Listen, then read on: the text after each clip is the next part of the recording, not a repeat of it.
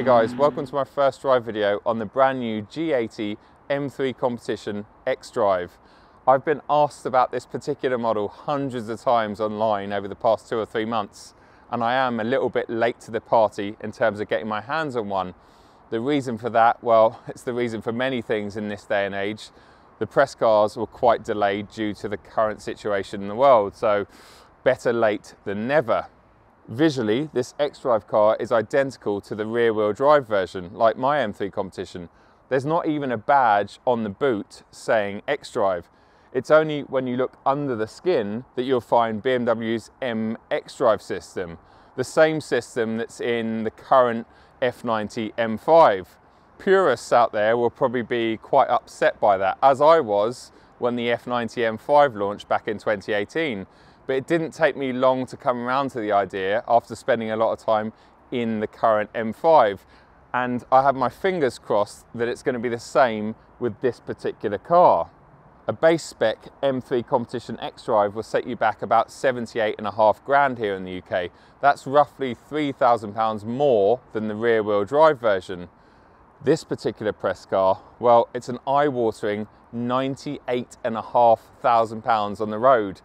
And the reason for that is it has the 11.5 grand ultimate pack, which is essentially 95% of the options ticked, and it has the £8,000 carbon ceramic brake option.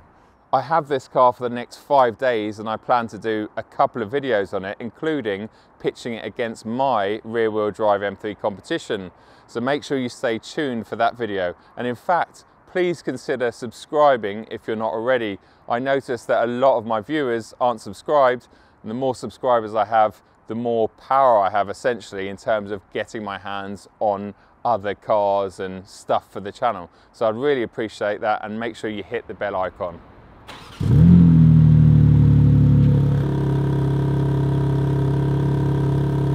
Surprise, surprise. It's identical in here as well. There's no differences between this interior and the rear-wheel drive M3 Competition interior. But that's not a bad thing, because as interiors go, I think they're about as good as you get. The driving position, especially with these optional carbon buckets, is just to die for. The infotainment system is fantastic. Lovely steering wheel, carbon paddles. You've got your M1 and your M2 buttons there. Everything, to me at least, feels so at home in here. We've also got the M head-up display, which is just fantastic and changes depending on which mode you're in. It's a really nice place to spend time in. And in fact, in terms of colorways, well, this is very, very similar to my M3. We've got Kylarmy orange carbon bucket seats, except this car has got the extended leather pack, which would have cost as an individual option about 2 grand for me, and I just couldn't justify it. But there's no getting away from the fact that it just looks and feels really good. It does make the car feel a bit more premium. And then you look down here, and in fact we've even got leather on the glove box and all of the trim around here, which is questionable. I'm not sure if I like the orange leather creeping up around the infotainment controls, but the verdict's out for that one. Not everyone has the same taste. As I say, there's no denying that the extended leather on the doors and the dash look very, very good. But there is one difference, and that's when we go into the setup menu. There's a new line that's been added, and that's the M xDrive line, which is the same line that you get in the F90 M5 Competition and the M5 CS. And if we hold the traction button down for about 3 or 4 seconds, that will disengage all of the traction systems and then allow me to go into the M xDrive setup. So now I can cycle through four-wheel drive sport, where it sends more power and torque to the rear axle, and two-wheel drive, essentially rear-wheel drive, which should give this car the same characteristics as my car. So that'll be very interesting to experiment with when I do pitch it against my car in a few days' time.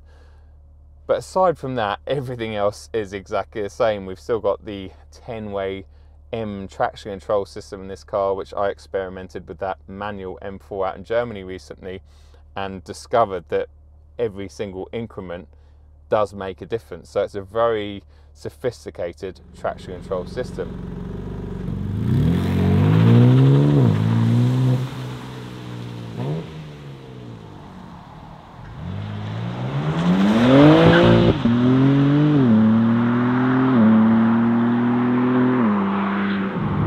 Truth be told, this is actually about 24 hours later.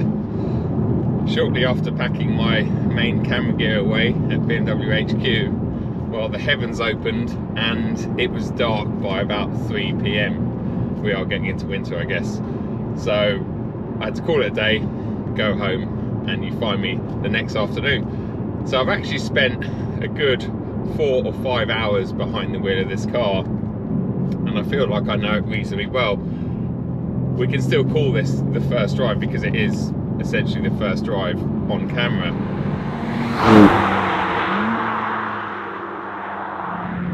There's been a couple of things that I've concluded in the short amount of time I've spent behind the wheel of this car. But the one thing that keeps coming to mind is, oh my God, it is so good. Annoyingly, it's so good.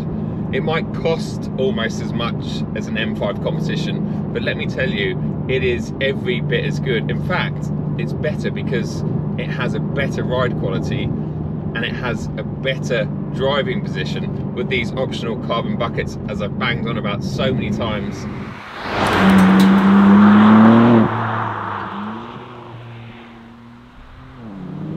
Now, before I get too carried away telling you how good this car is, it does have a couple of negatives that I've picked up on already. The first one is, well, introducing the xDrive system to the G80 is obviously going to add some weight. Thankfully, it's only an extra 50 kilos, but this car in rear-wheel drive form isn't a featherweight to start with. So when you're talking about an xDrive version, it's around 1800 kilos, but that is still about 100 kilos less than the slightly bigger M5 competition. I'm sure a lot of the weight in that car is the mighty 4.4 litre V8, and I have to say that is definitely one thing that the M5 has got on this car, that torque, the power, you know, the 4.4. This 3 litre is no match for that, but it comes very, very close. It really does. It's very quick. In fact, let's go and find somewhere safer to test out its acceleration figures, because to me it feels every bit as quick as the M5 competition when you launch it off the line up to 60 miles an hour. I'm sure above 60 the mighty M5 comp, the extra power and the extra torque will really come into play, but the way this launches off the line is just unreal. BMW claim this M3 competition xDrive will do the 0 to 62 sprint in just 3.5 seconds. So let's see if we can match or beat their claim figure today. Conditions aren't perfect. It's 7 degrees outside, the tyres are cold, and the surface is slightly damp in places, but we have the xDrive system, which is just incredible and should hook up no problem. The rear-wheel drive version of the M3 and M4 launches in 2nd gear. This xDrive version, surprise, surprise, launches in 1st gear. My race box is ready. I'm in 4-wheel drive and I've got all the traction control devices switched off. My left foot is hard down the brake, right foot on the accelerator. And here we go. Oh, it's so fast, short shift to second, and there we go. 3.21 seconds. It actually did scrabble to get off the line. I'm sure it can go a lot quicker than that, but as a first attempt in less than ideal conditions, 3.21 to 60 miles an hour, so you can add a tenth of that. That's still 0.2 of a second quicker than BMW claim. I've now put it into 4-wheel drive sport, so it will send more power and torque to the rear axle. Whether that will help this car get off the line, well, time will tell. My race box is ready. I've got all the traction control devices switched off as we did before. Left foot is hard down on the brake, right foot on the accelerator. Here we go. Oh, that initial launch is just crazy. And there we go. 3 3.1 seconds. Oh, head rush, head rush. I always get head rushes when a car launches to 60 in around 3 seconds. It must be something to do with the pressure or something, I don't know, but, or the G-forces. Anyway, 3.1 seconds, that is crazy. Considering it short shifted very early, about 3,500 RPM. The GoPro can actually tell me what that was, but it felt like it shifted very early because it was slightly struggling for traction. The car does the shifting when you engage launch control. I can only wonder what this car would do in perfect conditions with some warmth in the tyres on a really smooth bit of tarmac without any stones and gravel. I mean, surely it would crack the 3-second barrier.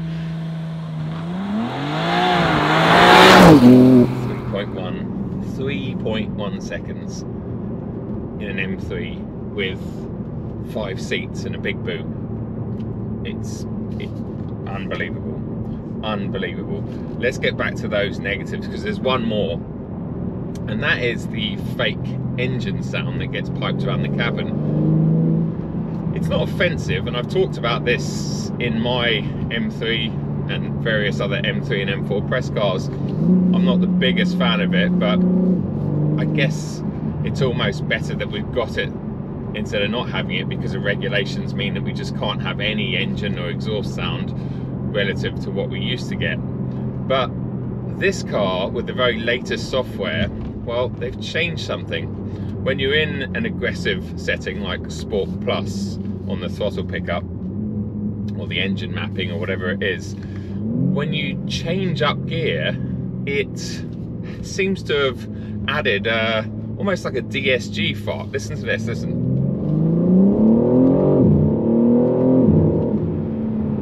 And that's not organic. At least I'm pretty sure it's not. That is coming from the speakers, and it's a really weird sound. Even on a gentle load upshift, I'm not sure if the mic's going to pick that up, but it's very odd. My car doesn't have that. In fact, my car is kind of seamless through gear changes, and that is one negative with the brilliant ZF 8-speed gearbox, is how smooth it is. And I've gone on about that, and in most cars it's brilliant, but when you put it into an M3, something that you're going to, you know, take down your favorite road and go for a spirited drive, it's almost too smooth for its own good. So I'm guessing BMW have introduced that to induce a little bit of excitement into the gear changes. I'm not really sold on it. There is another BMW that I've driven recently that I'm not allowed to talk about, which is very good, that also has that piped around the cabin, but it sounds a lot more realistic. And that car has a B58. I'm not giving away too much, am I? But that car also has this sound on the upshift. It's really weird, listen. And very strange, very, very strange. So yeah, I'm up for more sound in the cabin, but I think manufacturers really need to focus on trying to make it sound organic, and that to me does not sound real. It sounds robotic.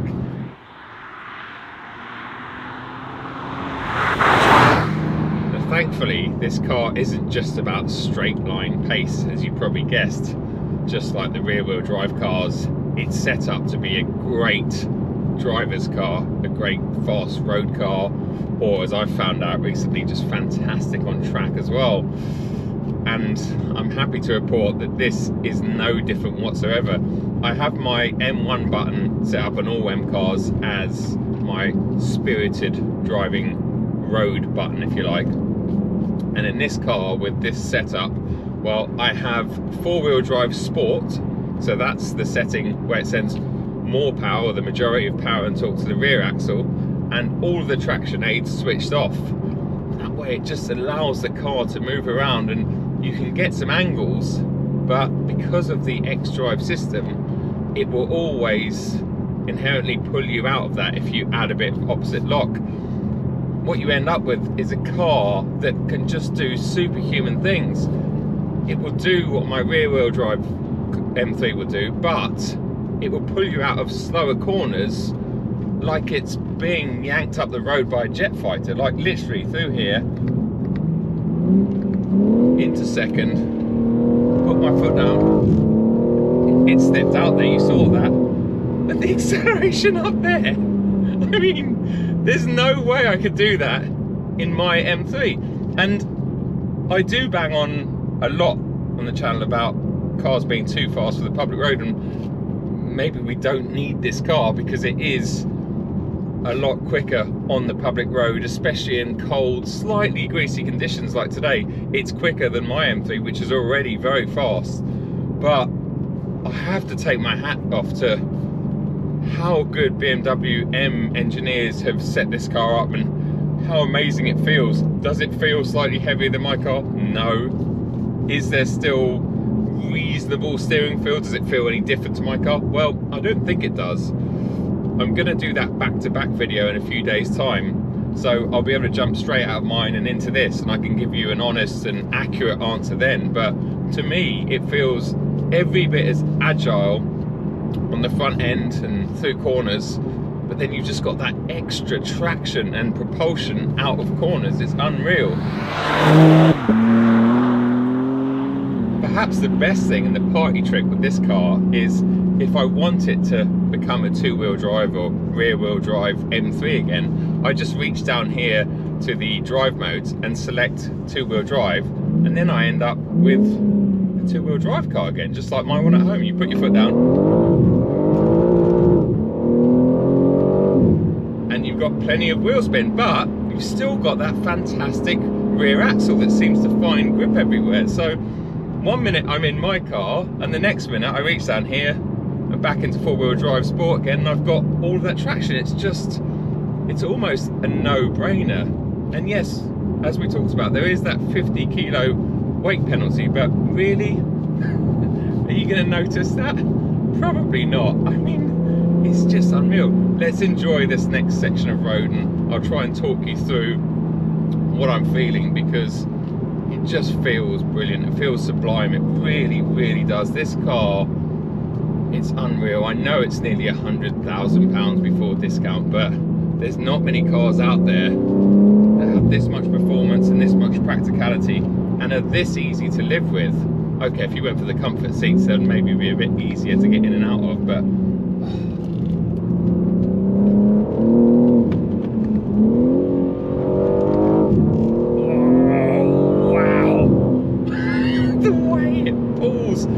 up and out of that corner, it really just seems to defy physics. It really does. What a piece of kit. I want one of these, I really do. This car has the optional £8,000 carbon ceramic brakes, and I have to say they feel really good. That M4 I had out in Germany also had those fitted, and I think I concluded by saying, yep, they feel great, they're very consistent. But the steel brakes, which are free, also feel really good. Yes, they chew through brake pads rather quickly, but I think you're going to have deep pockets to justify getting the carbon ceramics. There is one thing they do much better than the steels though, and that is the way they look. I mean, the gold calipers and the massive carbon ceramic discs really do look good sitting behind these wheels, but that's a big price to pay for a bit of jewelry in the car, I guess.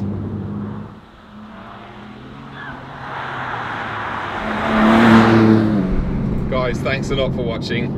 Please stay tuned for more content coming very soon, including a couple more videos on this brilliant M3 Competition xDrive. I'm going to pitch it against my rear-wheel drive M3, so that should be really interesting. I'm actually excited about trying that, both cars back to back on this road.